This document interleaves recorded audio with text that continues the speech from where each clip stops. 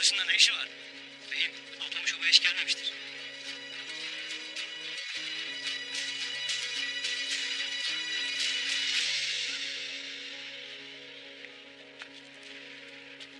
Kırcanın dedikleri doğru mu? Bu adam Alpamış mı? Doğru beyim. Alpamış bizimle gelmedi. Obamızla arkamızdan geliyordu. Burada ne işi var bilmeyiz. Beyim. Belli ki Bahadır pis işler için bu herifi kullanmıştır.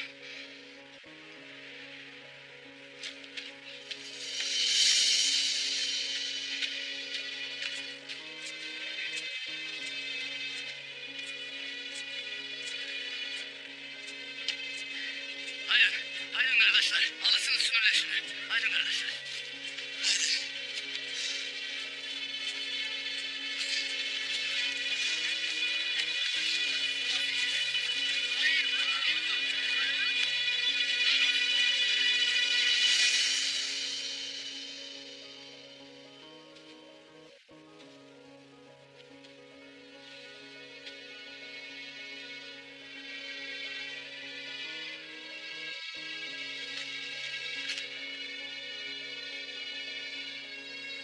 Alper. Çıkın.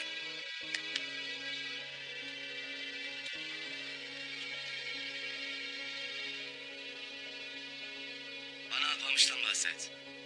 Ne olmuş ona?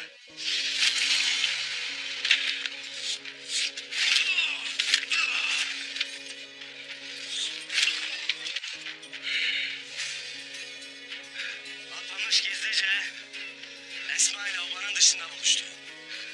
Sonra da onu öldürdü. Demek zehri veren Esma'ydı ha? Ah aslan ah. Bir de bana kadın başına beylik taslarsın. Ha? Esma hainse Alp'in Alpamış da haindir Bahadır Bey. Esma'yı zehirlemesi için Alpamış'a talimatı sen verdin.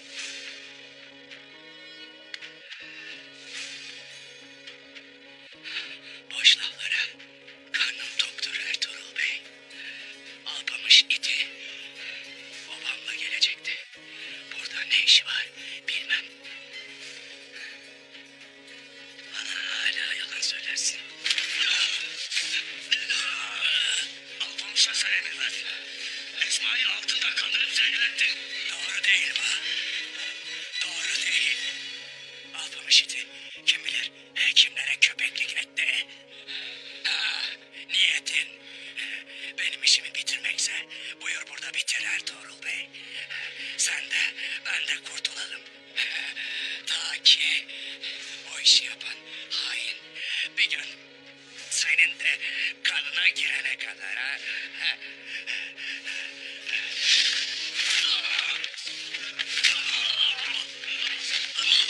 Hala ben yapmadım dersin. Ben yapmadım. Ertuğrul Bey, senden de ölümden de korkmuyorum. Ne edeceksen et. Ama bilirsin ben yapmadım.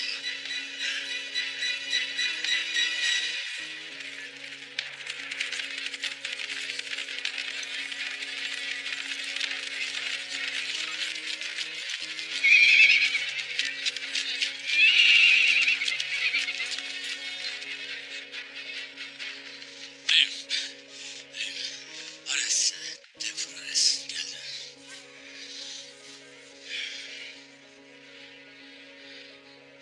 Azra! Dur bekle. Onu iyice bağlayın. Cezasını geldiğinde vereceğim.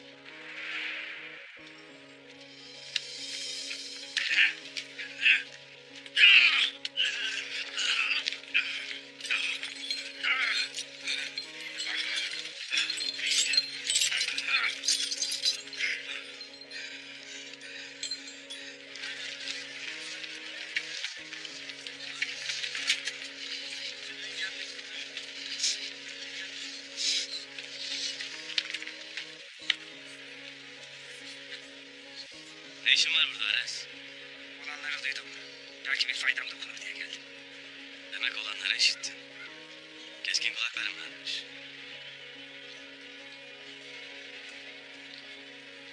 pazara kadar herkes olanları duydu Ertuğrul Bey.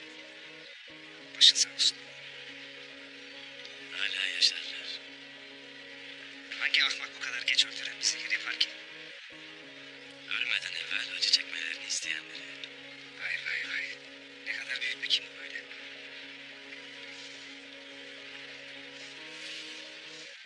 Gel benimle.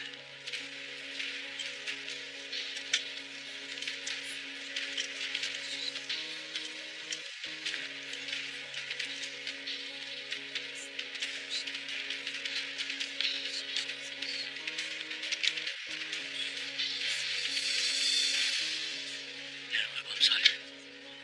Düştük bir ormana kardeş. Yol belli değildir. Bilmezim. Hiç bilmezim kardeş.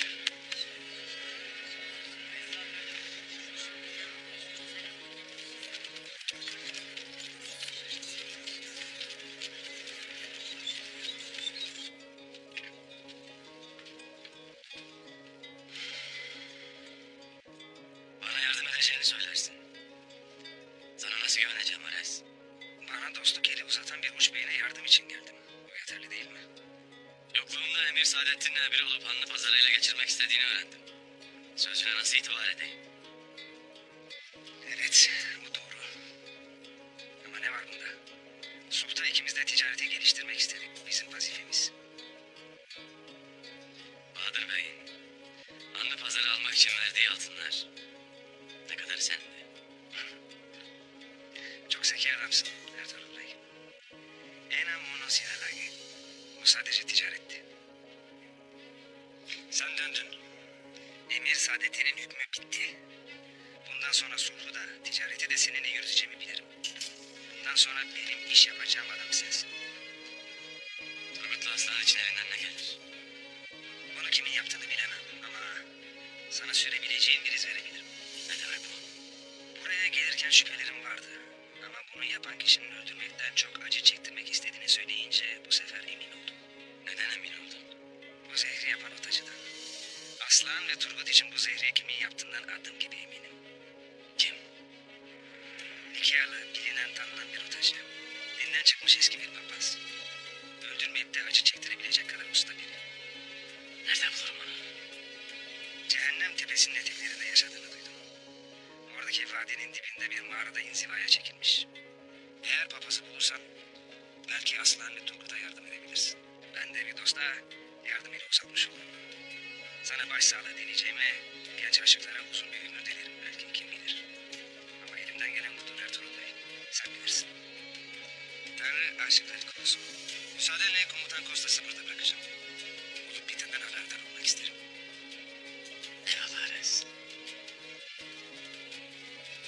Kapı.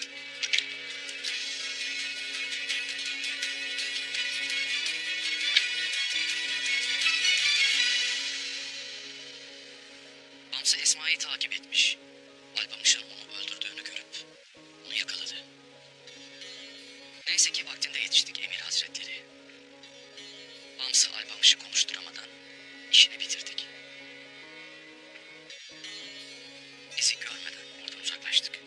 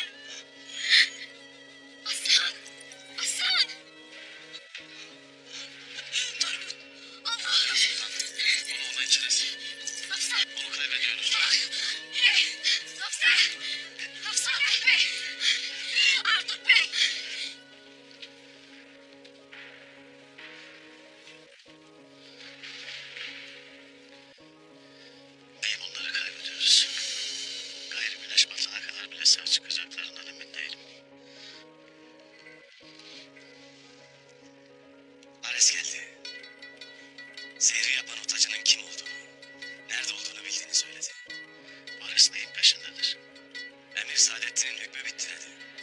Benimle dostluğunu ilerletmek istediğini söyledi. Soysuz. Ne düşündüğünü bilemeyiz ki beyim. Lakin elimizden başka bir şey de gelmez. İkisi de ölüm döşeğinde. Ben tez yola koyulayım o vakit. Beyim, müsaadenle ben de seninle geleyim. Burada benim yapacağım bir şey kalmamıştır. Aslan Hatun içinde, Turgut Alp içinde gayrı elimden bir şey gelmez. Ares haklıysa kimliğim gittiği yerde lazım olacaktır beyim. Eyvallah Artuk Bey. Beraber çıkalım yola. Eyvallah beyim. Kız ağzını aç. Turgut. Aslan Hatun aç ağzını.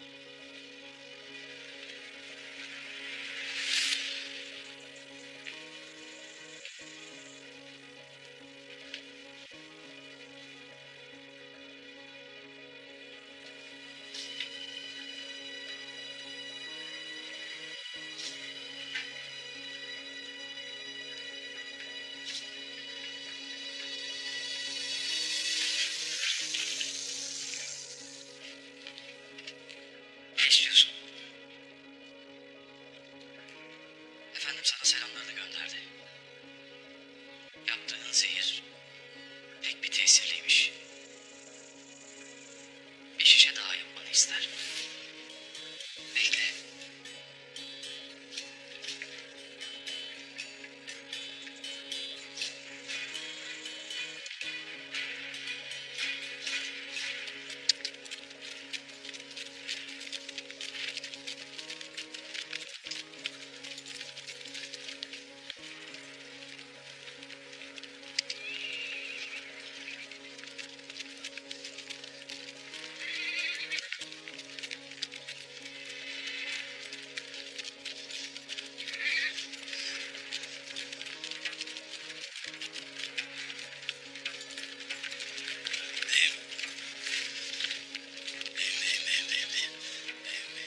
Hayırdır Bamsı?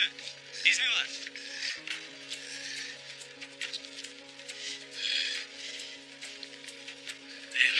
Vardır. Hem de taze izlerdir beyim.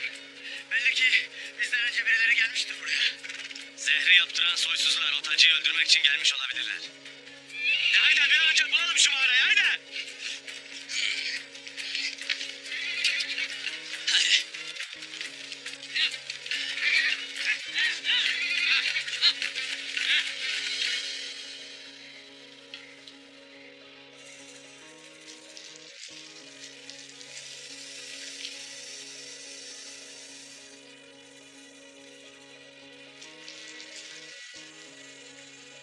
Demek zehrin şifasını da yine bu yılanın zehrinden yapmak gerek. Öyle. O vakit kimseye yapamaz.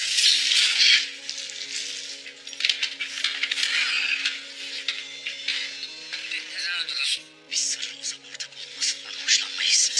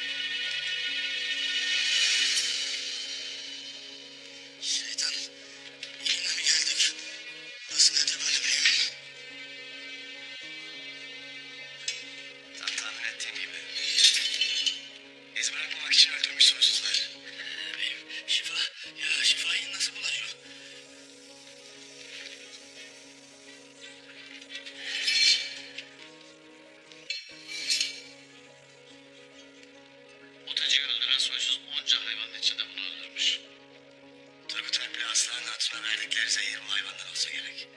Zehrin şifasını yapmayalım diye öldürmüştür.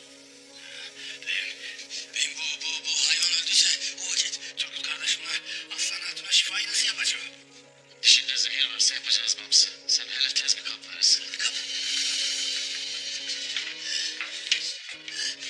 Artık be olur. Bismillahirrahmanirrahim. Haydi bismillahirrahmanirrahim. Beyim inşallah düşündüğümüz gibidir. Zehir bunda mıdır değil midir? Şimdi öğreneceğiz.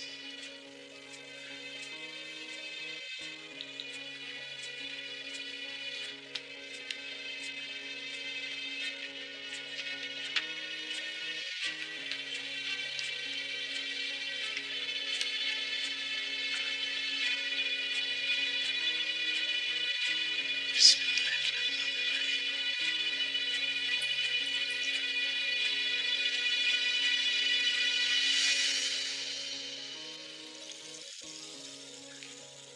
Çok şükür beyim. Zehir bundadır. Şimdi şifasını yapacağım. Çok şükür. Tez hazırlayasın şifasını Artuk Bey.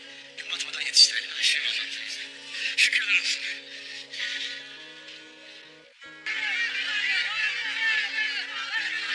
Bacım. Bacım içesin. İç. Bacım. Afsan otur.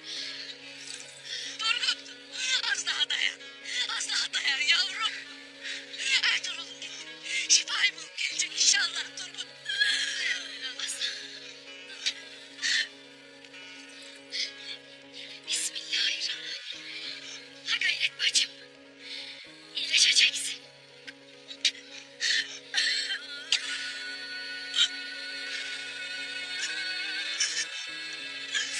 Çok şükür biraz nefes alıyorsun.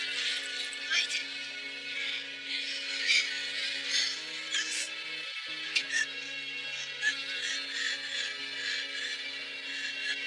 Çok şükür aslan yavrum.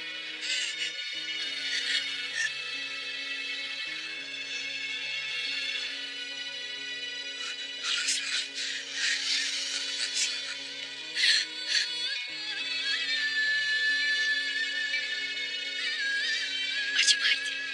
Az daha sabır. Haydi. İyileşeceksiniz. Bacım.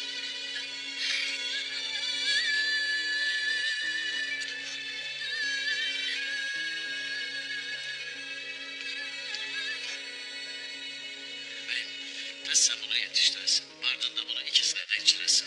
Tesirini tez gösterecektir. Müsaadenle ben burada kalayım. Bu otlardan bize işe yarayanları toplayayım beyim. Eyvallah Artuk Bey. Günkut. Sen Artuk Bey'le kal. Arkamdan gelirsiniz. Biz Bamsı'yla birlikte tez şifa yetiştirelim Artuk Bey. Allah'a ısmarladık Artuk Bey. Selamet.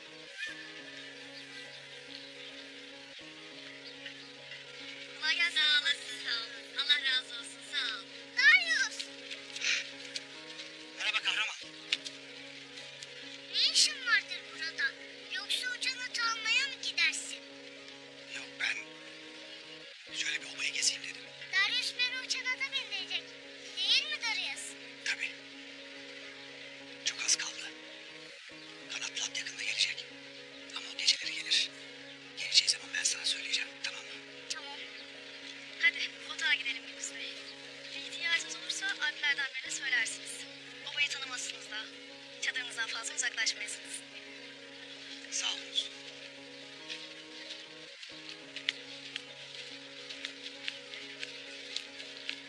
Merak etmeyin.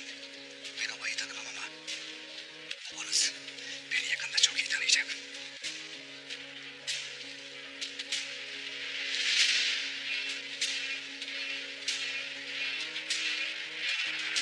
Otacı'da zehrin yapıldığı yılanla öldü Emir Hazretleri. Gayrı Aslan Hatun'un da Turgut Alp'in de kurtulmalarına imkan yoktur. Yazık. Azıcık aklım olaydı. Bugün Selçuklu'nun en itibarlı hatunlarından biri olurdu. Lakin akılsızlık ettin. Bedelini de canınla ödedin. Gayrı pişman olsan bile ecele ne fayda. Elveda Aslan Hatun. Elveda.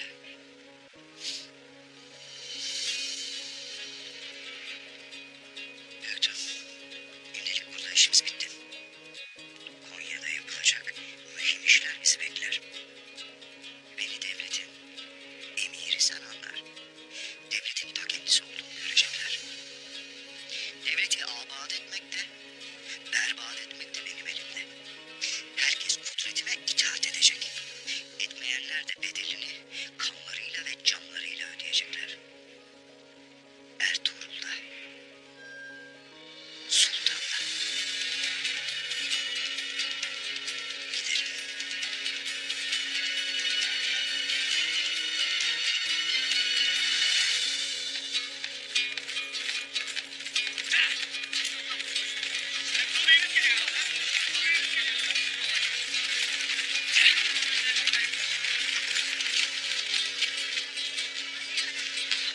Mağarayı bulabildiniz mi Ertuğrul? Ares haklı çıktı. Şifayla da. Ona bu iyiliğini unutmayacağımı söyle komutan. Umarım yaşarlar Ertuğrul Bey.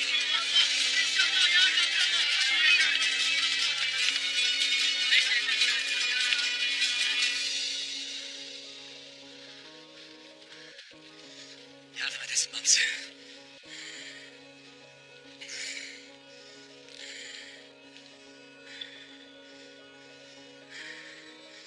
Bismillahirrahmanirrahim. Gel bacım.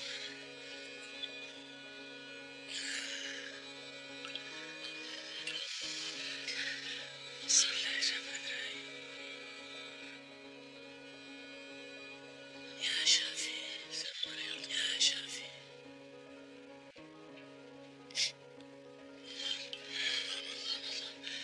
Bismillahirrahmanirrahim. Ya Şafi.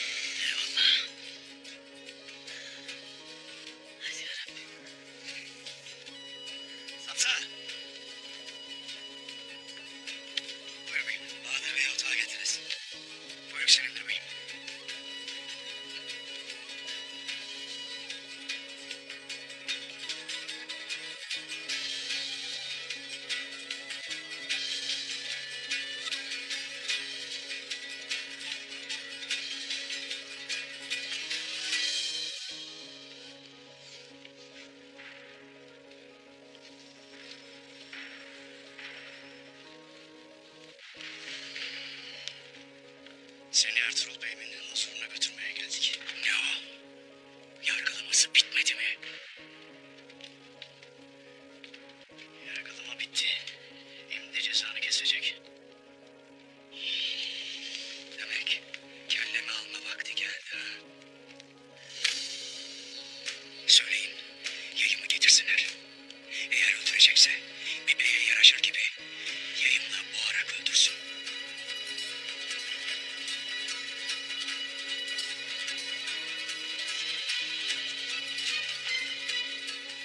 Merak etmeyiz.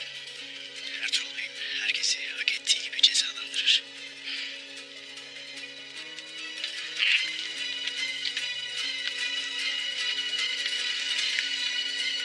Rabbi, sen şafisin. Sen şifa verensin. Evlatlarımdan bu illeti söküp al. Onları bize bağışla ya Rabbi. Amin. Amin.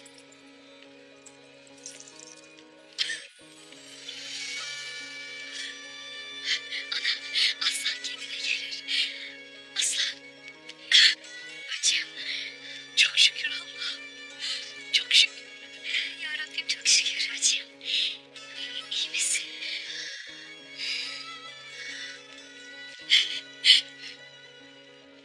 Oğlum.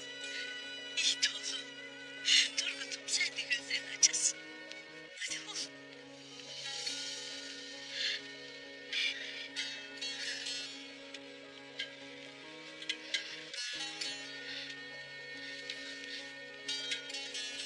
Turgut.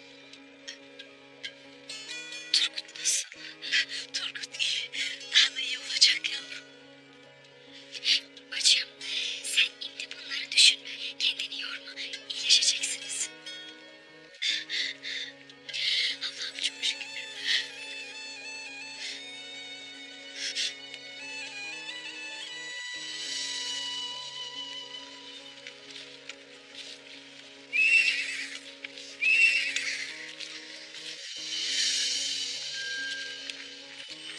Sultanım burada ne işi varmış Göktuğ?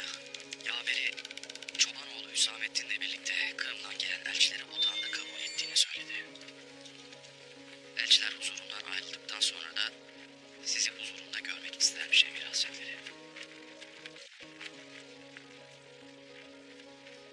Öyle. Bekleyelim bakalım.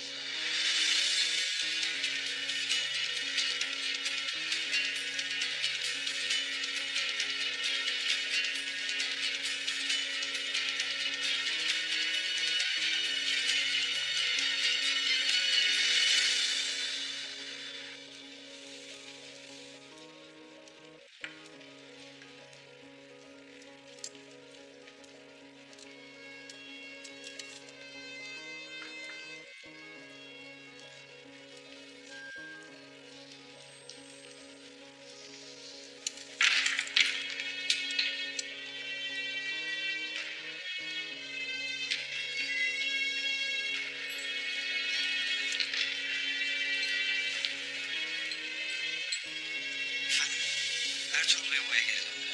Zehir yapan papazı bulup panzehir getirmişler. Şükürler olsun. Ertuğrul Bey gibi birisi asla böyle bir iyiliği unutmayacaktır Kostas. Şimdi bize 2 can borcu var. Artık ona karşı elimizde güçlü bir koz var. Peki bundan sonra ne yapacaksınız efendim? Artık Ertuğrul'un güvenini kazandık Kostas. Bundan sonra kozumuzu en iyi şekilde kullanacağız.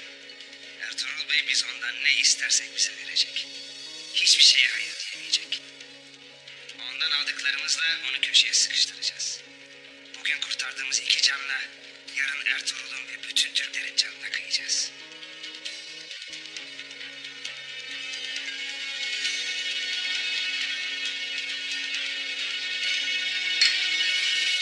Sultanımız sizi beklemektedir Emir Hazretleri.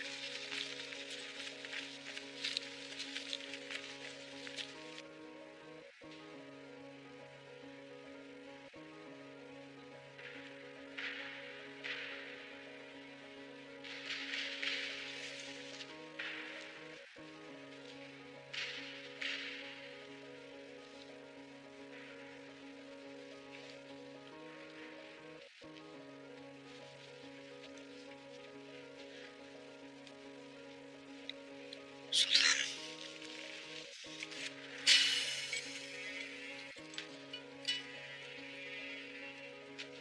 Ertuğrul, vazifesinin başına geçti mi Saadettin?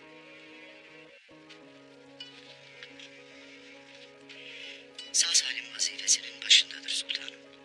Türk obaları da fevkalade memnun olmuştur sağ salim dönmesinden. Ya sen? Sen de memnun oldun mu? Elbette sultanım. Ertuğrul sizin uç beyiniz.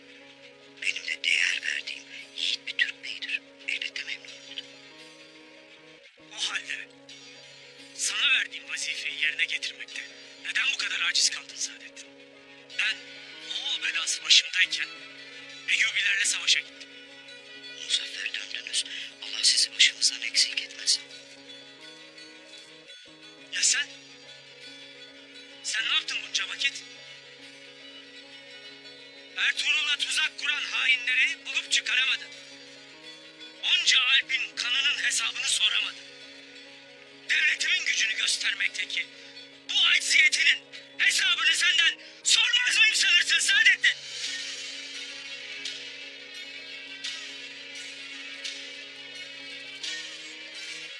Sultanım. Tuzaktan sağ kurtulan Alplerin şahitlikleri bize saldıranların eşkıya olduğunu göstermiştir. Saadettin. Devlete hizmetini bilmezsem, nice savaşta, büyük zaferler kazandığına şahit olmasam, seni bu otağda ezer geçerim. Hala karşımda aciz, zavallı bir çocuk gibi mugalata yaparsın. Hangi eşkıya, uçbeyim Ertuğrul Bey'e, üstelik sefere gitmek üzereyken tuzak kurmaya cüret eder? Hiç mi ağzından çıkanı kulağın duymaz senin? Sultanım. Bir de utanmadan konuşmak istersin.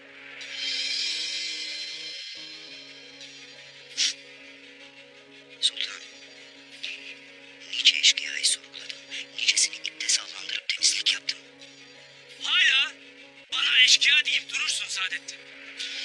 Benim canıma kastedenlerle Ertuğrul Bey'in canına kastedenlerin aynı soysuzlar olduğunu anlamaz mısın? İkimize de tertip edilen bu suikastın aynı uğursuz aklın, aynı iblisin bir tezgah olduğunu görmez misin? Bu işin arkasında nikahın, haçların parmağı olduğunu elbet ben de düşündüm sultanım. Düşündüm lakin Sen o parmağı bulup kırmadıktan sonra emirlik makamında sana ne lüzum ola? Ertuğrul Bey'in yokluğunda seni vazifelendirdim. Sen ne yaptın? Hiç.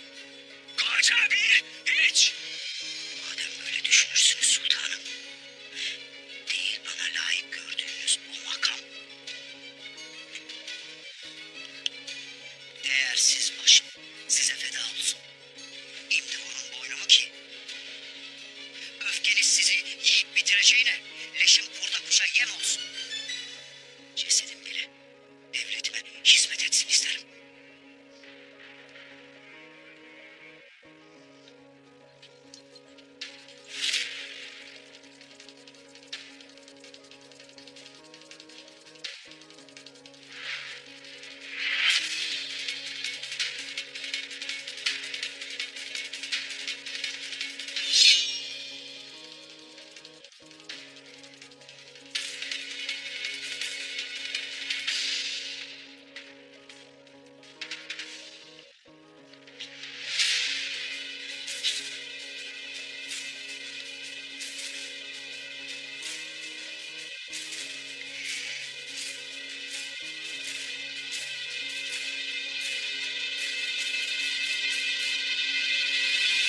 Benimle oyun mu oynarsın Ertuğrul Bey?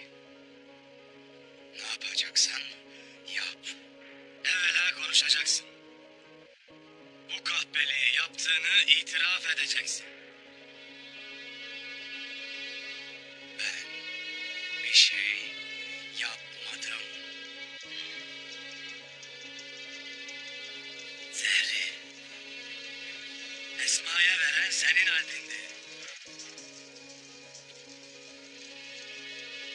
Hala ne inkar edersin?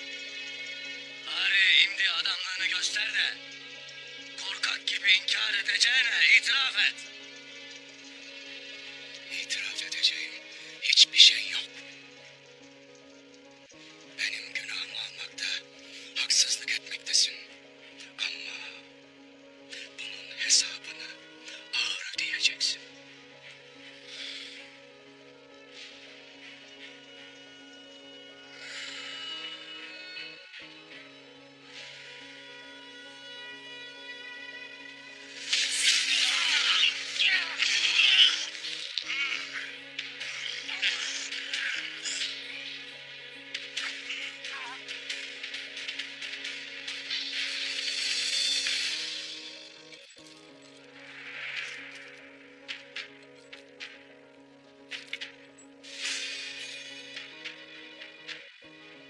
Adaletten ayrılmayacağıma yemin etmiş bir hükümdar olmasaydım, yemin ederim, bunu çok önceden kendim yapardım Saadet. Beni de, devletimi de, hem düşmana hem de Türk obalarına karşı aciz bıraktı. O halde bana 3 ay müddet verin sultanım. Bu işi kimin yaptırdığını bulup bizzat o hainin kellesini getireyim size. Sadece onların değil, sarayınıza sızmış itleri de bulup getireceğim. Yapamazsam bedelini ödemeye hazırım. Dışı mihrakların sarayda elleri olduğunu mu söylersin Saadet? Eğer siz haklıysanız, bunu yapan eşkıyalar değil, dış mihraklarsa, elleri sarayın içine kadar girmiş demektir.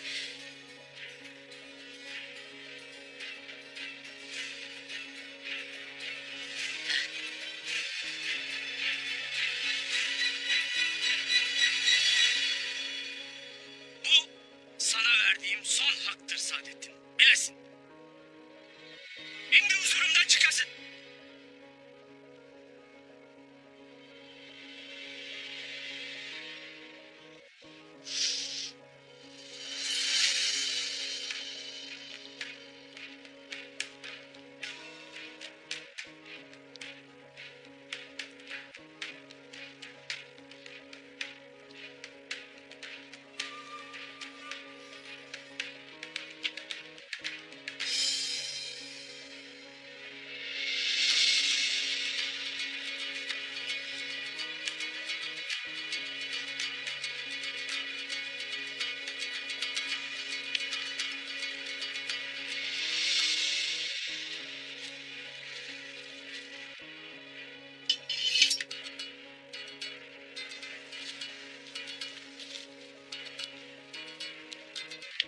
Sultanım.